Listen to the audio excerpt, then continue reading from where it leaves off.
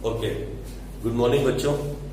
हमने अभी तक अकाउंट्स के अंदर जनरल एंट्री के चैप्टर को खत्म किया, अकाउंटिंग इक्वेशन को खत्म किया और पहले 2 थ्योरी के चैप्टर खत्म किए। हम 4 चैप्टर अकाउंट्स में कर चुके।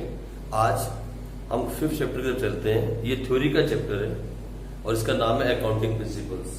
ठीक है जी, हम अकाउंटिंग प्रिंसिपल्स के बारे में पढ़ेंगे। बेसिकली प्रिंसिपल्स किन्हें बोलते हैं हम। आपकी लाइफ के भी कुछ प्रिंसिपल्स होंगे, आपकी लाइफ में भी कुछ रूल होंगे। तो जो रूल्स होते हैं जिनको हम दिमाग में रख के अकाउंटिंग करते हैं, they are the called principles. Those rule which are accepted by all the accountants in the world. जितने भी पूरी दुनिया में अकाउंटेंट्स हैं वो उस रूल को फॉलो करके चलते हैं। मैंने आपसे पहले कहा था कि अकाउंट्स ही अकेला ऐसा सब्जेक्ट है जिसके रूल पूरी दुनिया में चेंज नहीं होते। ये एक वर्ल्ड वाइड सब्जेक्ट है जो आपने चूज किया था। ये अकाउंटिंग रूल्स ऐसे रूल्स हैं जो अमेरिका में बैठा हुआ एक गोरा भी वही डेबिट को डेबिट बोलेगा और क्रेडिट को क्रेडिट कहेगा, और इंडिया में बैठा हुआ एक ब्राउन भी वही बात कहेगा। यानी चाहे वो अमेरिकन अकाउंटेंट हो, चाहे वो न्यूजीलैंड का अकाउंटेंट हो, चाहे वो कनाडा में बैठा अकाउंटेंट हो और चाहे वो इंडिया में बैठा हो, कहीं भी बैठा हो, वो रूल्स चेंज नहीं होते। और इन्हीं रूल्स को हम बाद में क्या बोलते हैं, accounting principles. Means account is based on this rules. ये रूल्स बनाता कौन है? इन रूल्स को बनाने की जरूरत क्या पड़ी, हमने क्यों ये रूल्स बनाए, फिर इन्हें किसने बनाया? क्या ऊपर से ब्रह्मा जी ने फेंक दिए नीचे? ऐसा नहीं। तो उसके बारे में हम पढ़ेंगे। Features of this rules and principles and what is the need of this principles, what is the meaning of accounting principles. ये थोड़े से टॉपिक इसमें हम कवर करेंगे। तो लिखो सबसे पहले आप टॉपिक्स टू बी कवर्ड। सबसे पहले आप लिखो इस चैप्टर में क्या क्या टॉपिक कवर किए जाएंगे। Topics to be covered. सबसे पहला टॉपिक जो हम इसमें पढ़ने वाले हैं वो पढ़ने वाले हैं हम नीड ऑफ अकाउंटिंग प्रिंसिपल्स।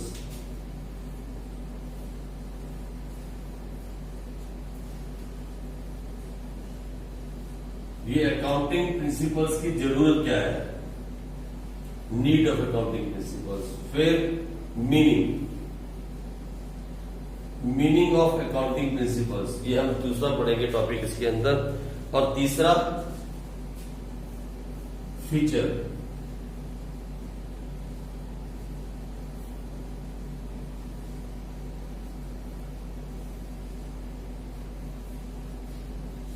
और चौथा हम पढ़ेंगे kinds of accounting principal. Kinds of accounting principal.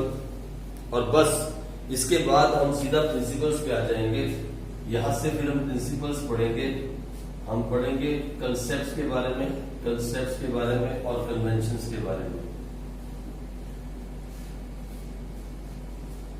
ठीक है जी, अकाउंटिंग कंसेप्ट्स और अकाउंटिंग कन्वेंशंस यहां पे हम पढ़ेंगे।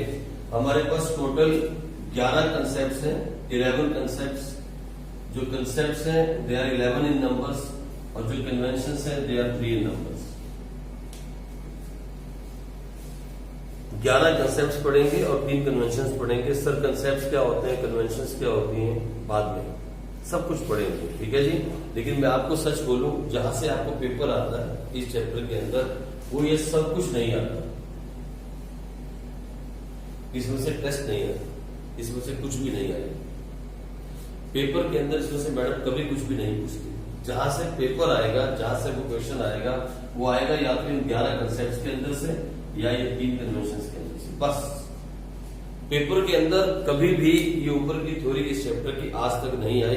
लेकिन हाँ, अगर कोई मैडम इसकी डेप्थ चेक करना चाहती है तो शायद दे भी दे, लेकिन आता नहीं है। ये 11 कंसेप्ट्स हैं, जो 11 कंसेप्ट्स हैं जिन्हें हम प्रिंसिपल्स भी कहते हैं, कंसेप्ट भी कहते हैं, एजम्पशंस भी कहते हैं, कुछ भी कह सकते हो। You can call this as a concept, assumption, principles, कुछ भी कह सकते हो। यही 11 प्रिंसिपल्स, यही 11 कंसेप्ट्स, यही 11 एजम्पशंस हम पढ़ने वाले हैं। ठीक है जी, और 3 कन्वेंशंस हैं। इन दोनों में क्या डिफरेंस है, कंसेप्ट इन्हें क्यों बोला जाता है, इन्हें कन्वेंशंस क्यों कहा जाता है, इसके बारे में हम पढ़ेंगे। ठीक है जी, सबसे पहले what is the need of accounting principal. Accounting principle को बनाने की जरूरत क्या थी, क्यों नहीं हमने अलाउ कर दिया सभी अकाउंटेंट्स को, भैया जो करना है कर लो, जैसे काम करना चाहते हो करते रहो, जिसको जैसी मर्जी वो वैसा काम करे। अभी आप सोचो, लोग इंजीनियरिंग करते हैं ना बच्चे, नॉन मेडिकल करके, कोई कैसा घर बनाना चाहता है, कोई कैसा घर बनाना चाहता है। हर आदमी डिफरेंट टाइप का हाउस बनाना चाहता है कि मेरा घर सबसे अच्छा लगे। और घर कौन बनाते हैं? इंजीनियर बनाते हैं, ठीक है ना। यहाँ तो चलो हम यहाँ बिहारी को लगा बना लेते हैं, लेकिन बनाते कौन है? बेसिकली इंजीनियर बनाते हैं ना घर। तो सब डिफरेंट डिफरेंट बनाते हैं, लेकिन अकाउंट्स में ऐसा नहीं है। अकाउंट्स में दुनिया के हर अकाउंटेंट को एक ही तरीके से काम करना है। दुनिया के हर अकाउंटेंट को एक ही मेथड से काम करना है। एक भी ऐसा अकाउंटेंट नहीं है जो अपनी मर्जी से डेबिट को क्रेडिट और क्रेडिट को डेबिट कर जाए। ऐसा पॉसिबल नहीं है, ऐसा पॉसिबल नहीं है। तो हमें ऐसे प्रिंसिपल्स बनाने की जरूरत क्यों पड़ी कि सब लोग पूरा वर्ल्ड वाइड, जितने भी अकाउंटेंट पूरे वर्ल्ड में हैं, वो एक ही प्रिंसिपल को फॉलो करें? ऐसी जरूरत क्यों पड़ी? ऐसी जरूरत पड़ी क्यों? ठीक है, तो चलो सबसे पहले टॉपिक पे आते हैं। What is the need of accounting principal? लिखो आप मेरे साथ टॉपिक में, what is the need of accounting principal. In order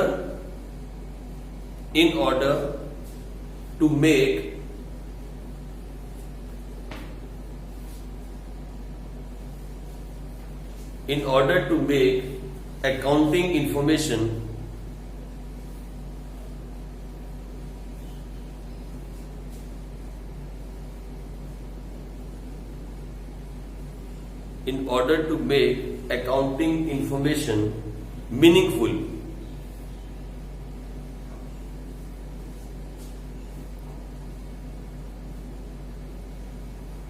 comma reliable, comma comparable,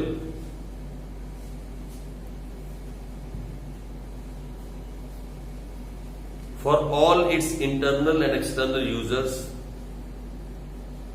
for all its internal and external users,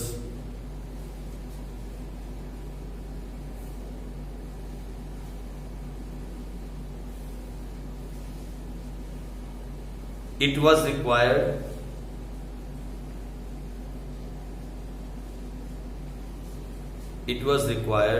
that all the accounting informations of different companies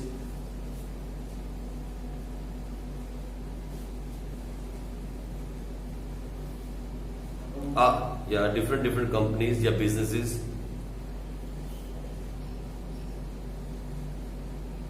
are based on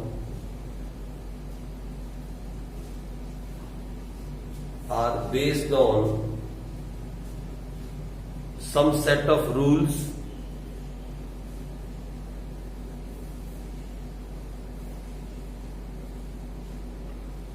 comma principles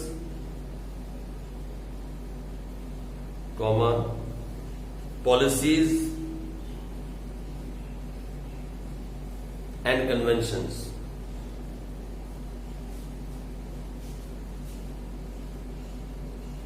Thus,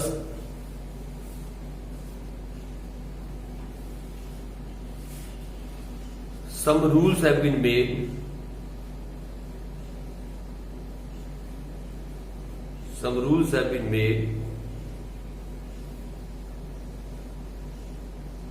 which were generally accepted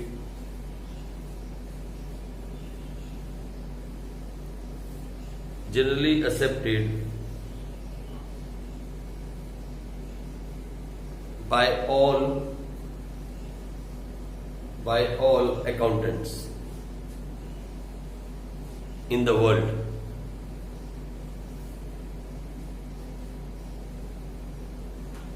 ठीक है जी। तो what was the need of accounting principal? ये जरूरत थी accounting principle की। अब यहाँ कुछ वर्ड्स ऐसे आए हैं जो आपको समझ में नहीं आएंगे, क्योंकि आपने अभी तक पिछली क्लासेस नहीं पढ़ी। जैसे meaning of accounting information, comparable का मतलब क्या हुआ, रिलायबल का मतलब क्या हुआ, जो रिलेटेड वर्ड्स हैं वो आपको अभी समझ में नहीं आएंगे। लेकिन जो लोग अभी जैसे आप ज्वाइन हुए तो आपको समझ में नहीं आएगा, लेकिन जो पढ़ चुके हैं समझ में आएगा मैंने क्या लिखा है। हाँ, तो वो पढ़ेगा क्या लिखा है, कोमल पढ़ेगी बच्चा।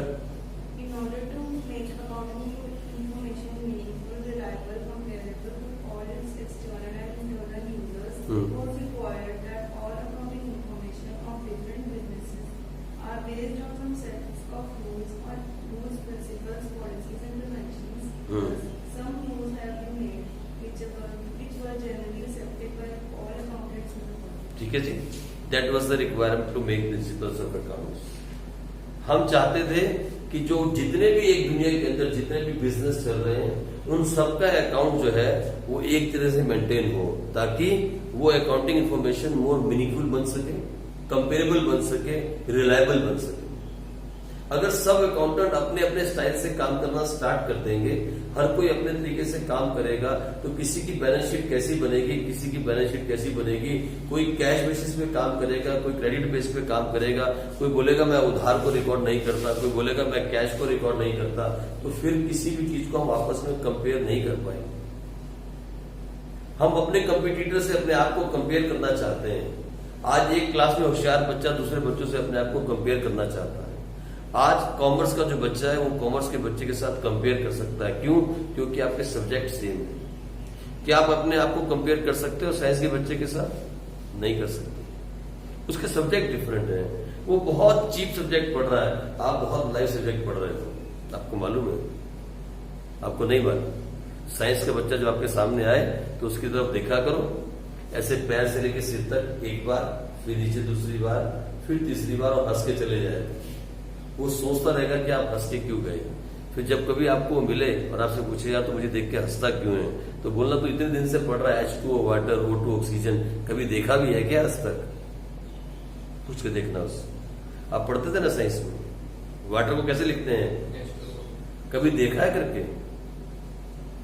मतलब 2 टाइम्स हाइड्रोजन और 1 टाइम ऑक्सीजन बिकम्स वाटर। कभी करके देखा आज तक? किसी ने दिखाया आपको ये हाइड्रोजन है और ये ऑक्सीजन है, इनको मिलाया तो पानी बना? किसने करके दिखाया? सच्ची बोलना, पहले 10 साल में किसने करके दिखाया है? लेकिन यहां मैंने कहा गुड्स, तो आप गुड्स देख सकते हो ना दुकान पे जाके। मैंने कहा असेट्स, तो आप असेट्स को देख सकते हो कि नहीं? तो सुनो मेरी बात, आप लाइव सब्जेक्ट पढ़ रहे हो, आप जो पढ़ रहे हो वो आपके आसपास लाइव है। वो जो पढ़ रहे हैं वो उन्होंने कभी देखा नहीं, और कुछ तो कभी देखेंगे भी नहीं। वो बोलते हैं सेल्स, बॉडी के अंदर सेल्स होते हैं। किसी ने देखे? आपने देखे आज तक कैसे दिखते हो? देखे आपने? बताओ। मैं तो बैटरी वाले सेल मालूम है मुझे, जो बैटरी में डलते हैं और जो यहाँ डलते हैं, क्या वॉच में, है ना? यही ना सेल, हम तो इसी को सेल मान के चलते हैं। तो हम वो चीज पढ़ रहे हैं। बच्चे 10 साल से साइंस पढ़ रहे हैं और 10 साल से बोलते हैं H2O water, O2 oxygen, carbon dioxide क्या बोला था? CO2, है ना? CO2 ऐसे है ना?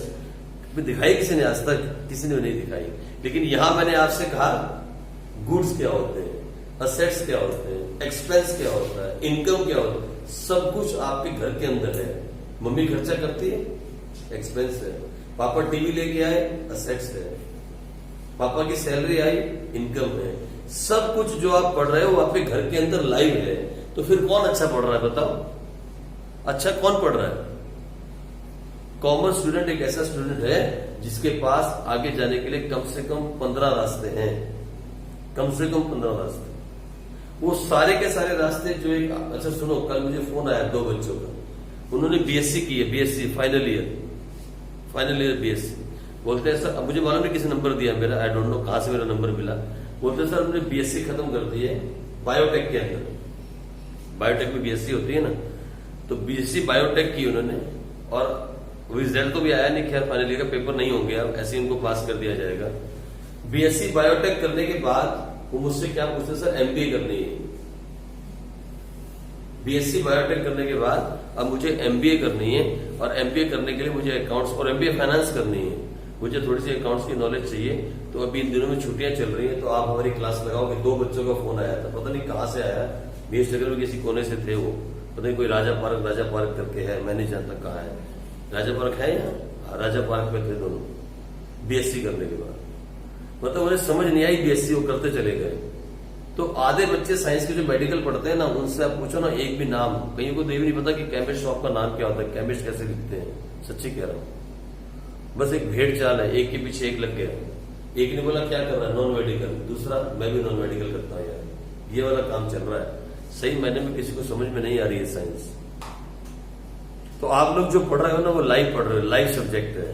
अकाउंट्स एक लाइव सब्जेक्ट है और एक वर्ल्ड वाइड सब्जेक्ट है, जिसके सारे वर्ल्ड में एक ही रूल है। एक अकाउंट की जॉब ऐसी जॉब है कि आप किसी भी देश में चले जाओगे, आपको वहां जाके एडवांस नहीं पढ़ना पड़ेगा। बस 3 से 4 महीने आपको लगेंगे उनकी टैक्सेशन सीखने के लिए, क्योंकि टैक्स सिस्टम हर एक कंट्री में अलग होता है। तो 3 से 4 महीने में उनका टैक्स सीख जाओगे, टैक्सेशन सिस्टम, और उसके बाद आप वहां अकाउंटेंट की जॉब अच्छे से कर सकते हो। और रिस्पेक्टेड जॉब है, व्हाइट कॉलर जॉब है। आपको ना तो ओवरऑल डालना पड़ेगा, ना आपको गमबूट्स डालने पड़ेंगे, ना हाथों में ग्लव्स डालने की जरूरत है, और ना ही सिर पे कैप लेने की जरूरत है। आप टाई डाल के अच्छे से व्हाइट कॉलर जॉब कर सकते हो, एसी में बैठ के। सड़क पे खड़े होकर आपको सड़क भी बनानी नहीं पड़ेगी, बिल्डिंग के बाहर खड़े होकर आपको बिल्डिंग नहीं बनानी पड़ेगी। जो सिविल इंजीनियरिंग करते हैं ना, उनकी बात कर रहा हूं, है ना, जो कंस्ट्रक्शन में जाते हैं, ये सब काम आपको नहीं करने पड़ेंगे। आपको कंप्यूटर को हैक करना भी सीखना नहीं पड़ेगा, उल्टे काम भी आपको नहीं सीखने पड़ेंगे। तो इसीलिए आप एक लाइव सब्जेक्ट पढ़ रहे हो, और ये जो सब्जेक्ट है, इस सब्जेक्ट के अंदर कुछ प्रिंसिपल्स हैं। ये प्रिंसिपल्स, इनकी जरूरत इसलिए पड़ी कि जो अकाउंटिंग इंफॉर्मेशन हम लास्ट में निकालते हैं, द निचोड़ of accounts means the result of account. पूरा अकाउंट्स 1 साल करने के बाद जो हम लास्ट में निचोड़ निकालते हैं, सर हम अकाउंट्स 1 साल का क्यों करते हैं, बहुत सारे क्वेश्चंस आपके दिमाग में आएंगे जो बच्चे नए हैं, ठीक है जी। लेकिन आप जब मेरी वीडियोस देखते जाओगे तो सारी बातें क्लियर होती जाएंगी। तो 1 साल का अकाउंट्स करने के बाद जब हम निकालते हैं अकाउंटिंग इन्फॉर्मेशन को, वो अकाउंटिंग इन्फॉर्मेशन रिलायबल होनी चाहिए, जिसपे हम भरोसा कर सकें, कंपेरेबल होनी चाहिए, जिसको हम आपस में दूसरी कंपनी के साथ कंपेयर कर सकें, और मीनिंगफुल होनी चाहिए, उसका मीनिंग निकले। अगर हम कह रहे हैं प्रॉफिट, तो उसका मीनिंग भी निकलना चाहिए, सही मायने में प्रॉफिट आया कैसे। तो एक अकाउंटिंग इन्फॉर्मेशन को मीनिंगफुल बनाने के लिए, कंपेरेबल बनाने के लिए, एक उसको क्या बोलते हैं, रिलायबल बनाने के लिए हमें कुछ ऐसे रूल्स चाहिए थे, हमें कुछ ऐसी पॉलिसीज चाहिए थी, ताकि सब लोग एक ही पॉलिसी से, एक ही रूल से काम करें। तो तभी जन्म हुआ अकाउंटिंग प्रिंसिपल्स का।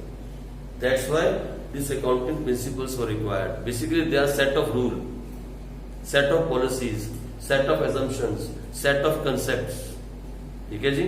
ये सभी कंसेप्ट्स को हम जोड़ देते हैं, which are generally accepted by all the accountants in the world are called accounting principles, ठीक है। तो ये था हमारा नीड ऑफ अकाउंटिंग प्रिंसिपल। आओ अगले टॉपिक पे चलते हैं, what is the meaning of accounting principal, इसका मतलब क्या है। जैसे तो आप पढ़ चुके हैं,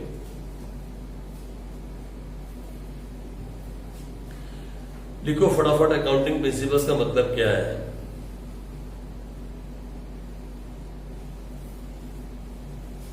The rules, comma, policies,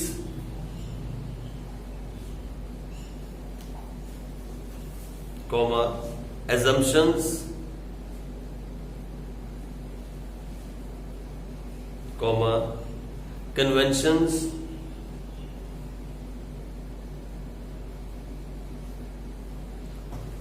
which are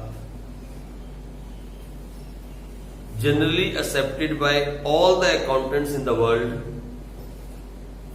which are generally accepted by all the accountants in the world,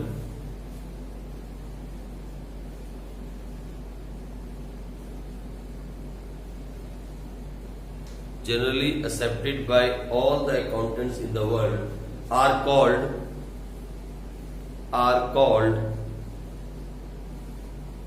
GAAP, GAAP, are called GAAP। बड़े उसमें लिखो कैपिटल लेटर में, GAAP means generally accepted accounting principles। GAAP का मतलब क्या है, generally accepted accounting principles।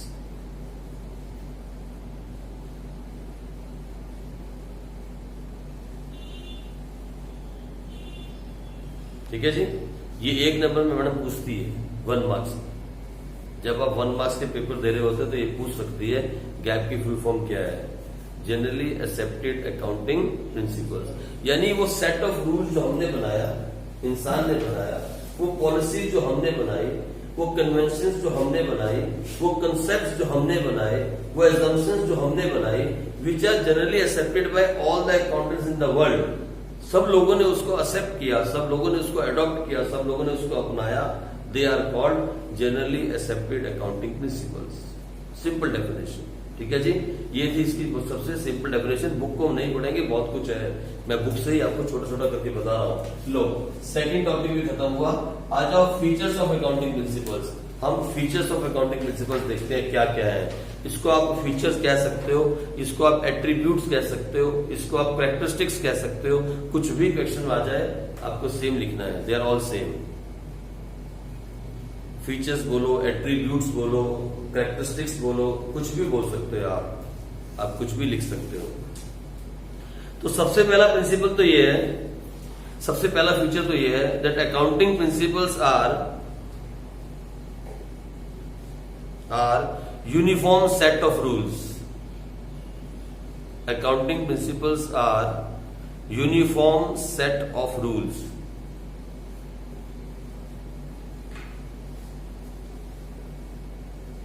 ठीक है जी। अब ये यूनिफॉर्म सेट क्या होता है? यूनिफॉर्म मतलब है, मतलब यूनिफॉर्म का मतलब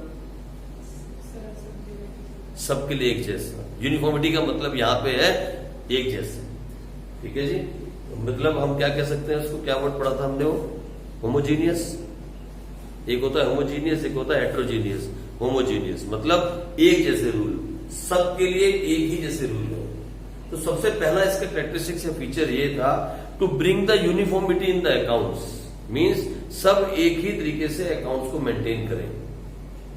पहला मकसद क्या था कि हम जो अकाउंटिंग प्रिंसिपल्स बनाए वो जो है वो सबको इस तरीके से हम ऐसा प्रिंसिपल बनाए कि सब लोग उसको फॉलो कर सके और अकाउंट्स में एक यूनिफॉर्मिटी आ जाए, मतलब एक ही सिस्टम से अकाउंट्स को मेंटेन किया जाए। That was the first feature of the accounting principle. क्या प्रिंसिपल था, पढ़ो जरा, क्या था feature? Uniform set of rules. तो लिखो, इसके अंदर आप 2 लाइन लिख लो जल्दी से। अकाउंटिंग प्रिंसिपल्स आर डेवलप्ड, इसी में इसके अंदर, इसी के अंदर लिखना, 1 लाइन लिख लो। Accounting principles are developed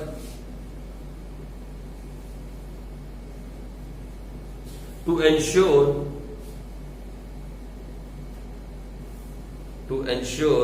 the uniformity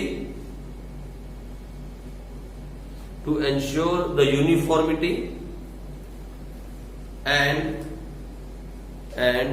easy understanding of accounting information.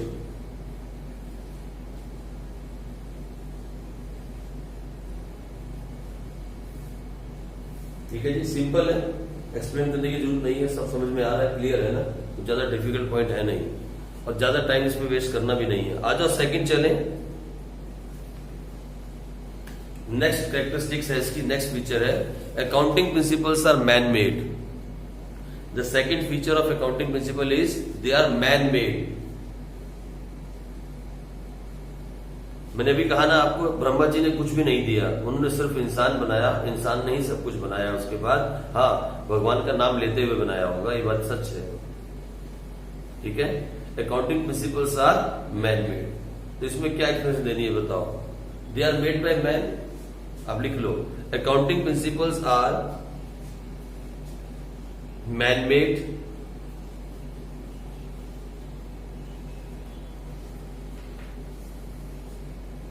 they are not tested like physics and chemistry, they are not tested in the laboratory, they are not tested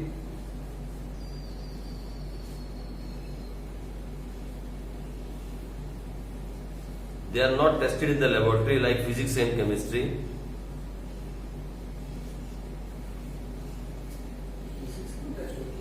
हाँ, physics के अंदर और chemistry में बहुत सारे test आप करते हो, लेबोरेटरी में टेस्टिंग आप करते हो, साइंस की फीचर्स हो गए ना, ठीक है।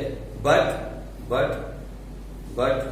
They are been derived, derived का मतलब होता है निकालना, है ना। They are been derived with experience and reasons. They are been derived with experience and reasons, ठीक है जी। इसके अंदर जो अकाउंटिंग प्रिंसिपल्स हैं, इन्हें हम वो उसमें डाल के क्या बोलते हैं, लेबोरेटरी में क्या बोलते हैं उसको, ट्यूब्स होती है जो, उसमें डाल के हम ऐसे टेस्ट नहीं कर सकते। हाँ, डेबिट को डाल के देखो डेबिट का रंग क्या आ रहा है, वो काम तो हम नहीं कर सकते। But this principles are been derived, derived का मतलब निकालना। कैसे बने हैं? They have been derived with experience and reasons. जब आपको भी बहुत एक्सपीरियंस हो जाएगा, आप भी बहुत पढ़ जाओगे, बहुत सारे साल आपको काम करते हो जाएंगे, तो फिर आप भी कोई अकाउंटिंग प्रिंसिपल बना सकते हो। ये कौन बनाता है मालूम है? इंडिया के अंदर इन्हें कौन बनाता है? ICAI, the institute of chartered accountants of India. वही लोग ये सेट ऑफ प्रिंसिपल्स बनाते हैं। वहां कौन लोग होते हैं? जिन्हें अकाउंट्स में काम करते करते 30 से 35 साल हो जाते हैं। After 30 years they can the members of ICAI। जिन्हें 30 साल अकाउंट्स में फिजिकली काम करते हुए हो जाते हैं, प्रैक्टिकल फिजिकल काम करते हुए 30 साल का एक्सपीरियंस जब हो जाता है, you can become a member of ICAI। 30 साल तक जब आप काम नहीं करते, you remain a student of ICAI।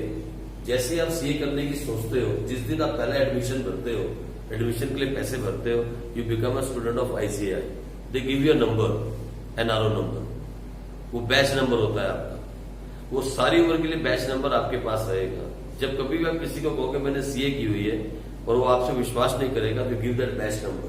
वो जैसे ही बैच नंबर को डालेगा नेट पे, इंटरनेट पे, ICAI की वेबसाइट पे, तुरंत आपका नाम और फोटो आ जाएगी कि आपने पास किया या नहीं किया।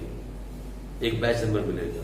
लेकिन जब तक आपको 30 साल नहीं हो जाते काम करते करते, तब तक आप क्या रह जाते हैं? उनके स्टूडेंट। 30 साल पढ़ने के बाद 30 साल और उसके बाद आप क्या बन जाते हैं? उनके मेंबर। फिर आपको मेंबर बना लेते हैं, फिर इलेक्शंस होते हैं, फिर वहां प्रेसिडेंट चुना जाता है, वाइस प्रेसिडेंट आता है ना, मेंबर्स आते हैं, इलेक्शंस होते हैं। फिर जो वहां का पूरा प्रेसिडेंट हो जाता है, ICAI का प्रेसिडेंट बन जाता है। फिर वो लोग बैठ के कुछ भी चेंजेस अकाउंट्स में आते हैं। जैसे मैं मानो ना, अभी बहुत बड़ा चेंज आया था, एक बहुत बड़ा चेंज आया था टैक्सेशन के अंदर। मालूम है आपको क्या? GST। अभी GST से पहले कम से कम 100 तरह के टैक्स थे। Excise tax, sale tax, purchase tax, ये टैक्स, वो टैक्स, सब हट गया। वन नेशन वन टैक्स हो गया, गुड्स एंड सर्विस टैक्स।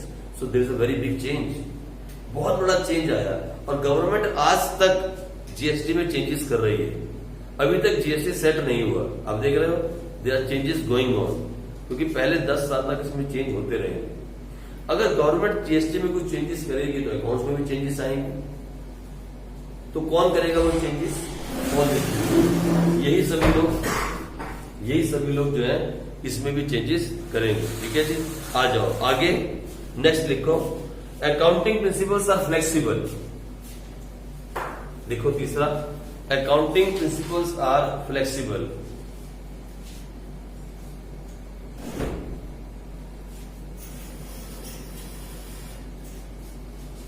अभी मैंने कहा ना, the change came so we have change the principles. GST आया तो हमने प्रिंसिपल को चेंज कर दिया। सुनो, साइंस का जो प्रिंसिपल है ना, वो चेंज नहीं होता। वो है ना, कौन सा प्रिंसिपल ऑफ ग्रेविटेशन, क्या बोलते हैं उसको? ग्रेविटी है, लॉ। क्या है वो? ऊपर फेंकोगे तो नीचे आएगा। वो चेंज नहीं हो सकता। हो सकता है चेंज? वो बोलते हैं अंतरिक्ष में चेंज होता है, वहां कुछ भी फेंको तो हवा में तैरता है ना, ऐसा है ना वहां पे। वहां ग्रेविटी नहीं है, ग्रेविटेशन फोर्स नहीं है। यहाँ धरती पे तो ऐसा ही है, मतलब पूरे अर्थ पे ऐसा होगा, कुछ भी फेंकोगे तो नीचे गिरेगा। लेकिन अकाउंटिंग प्रिंसिपल्स जो है वो ऐसे नहीं है। They are not rigid. Rigid समझते हो? Something which can not change. They are flexible. जैसे जैसे इन्वायरमेंट में चेंजेस आते हैं, अभी जैसे नया टैक्स आया, GST आया, तो प्रिंसिपल्स भी चेंज हो गए। There are so many changes came in. ठीक है, लेकिन वो जो बेसिक प्रिंसिपल हमारे हैं ना, डेबिट क्रेडिट वाले, वो नहीं बदलते। वो सेट ऑफ रूल नहीं चेंज होता। लेकिन जैसे जैसे गवर्नमेंट चेंज करती है, कोई नई पॉलिसी आती है, कोई नई चीज आती है, नई प्रॉब्लम आती है, तो उस प्रॉब्लम का सोल्यूशन ढूंढा जाता है और फिर अकाउंटिंग प्रिंसिपल्स को चेंज कर दिया जाता है। क्योंकि अकाउंटिंग एक लाइव सब्जेक्ट है, it's a dynamic subject. Dynamic means live subject. It's a dynamic subject, it need changes. ये अगर अकड़ जाएगा साइंस की तरह और खड़ा रह जाएगा, तो फिर अकाउंट्स जो है, अकाउंट्स और साइंस में फिर कोई फर्क नहीं रह जाएगा। फिर हम कह देंगे CO2 कार्बन डाइऑक्साइड होती है और नमन ढूंढता रहेगा सारी उम्र, मेरे को आज तक दिखी नहीं। सच्ची में नहीं दिखी होगी किसी को भी। तो इसीलिए अकाउंटिंग प्रिंसिपल्स आर फ्लेक्सिबल। ठीक है, तो लिख लो आप इसके अंदर 2 लाइनें। Accounting principles are not rigid.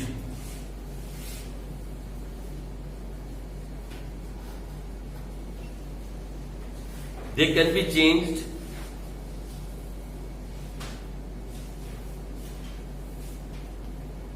time to time,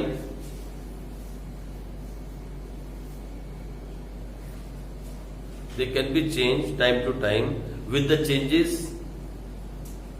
changes happening in business environment.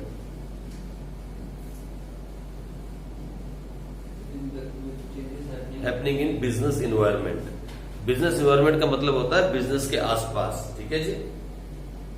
The changes happening in business environment मतलब गवर्नमेंट ने कुछ चेंज कर दिया, कंपटीटर ने कुछ चेंज, जो भी चेंजेस हमारे बिजनेस के आसपास होते हैं उसे बोलते हैं बिजनेस इन्वायरमेंट. ठीक है, आ जाओ नेक्स्ट पॉइंट. अगला पॉइंट लिखो, accounting principles are generally accepted.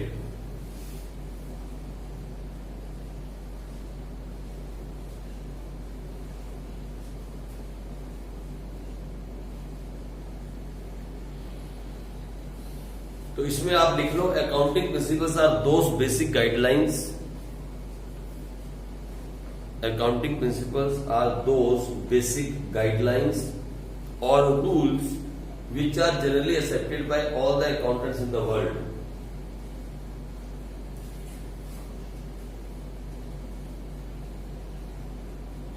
Which are generally accepted by all the accountants in the world. ठीक है जी, ये भी आपका टॉपिक खत्म हुआ. ये 3 टॉपिक आपके आज खत्म हो गए. आओ आगे चलें और आए kinds of accounting principles. Kinds of accounting principles.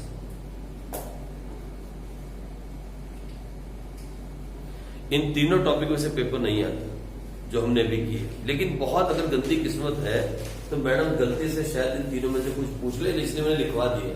पूछ सकती है what is the need of accounting principal, एक लाइन में या एक उसमें क्या अपने नंबर में, है ना, 1 मार्क्स में. या पूछ सकती है what is the meaning of accounting principal, define accounting principle, एक लाइन के अंदर पूछ सकती है, एक वर्ड में, 1 मार्क्स के अंदर. ठीक है, या 2 मार्क्स में पूछ सकती है right 3 features of accounting principal, only 3 लिख दो सिर्फ, एक्सप्लेन मत करो, ऐसा पूछ सकती है ना.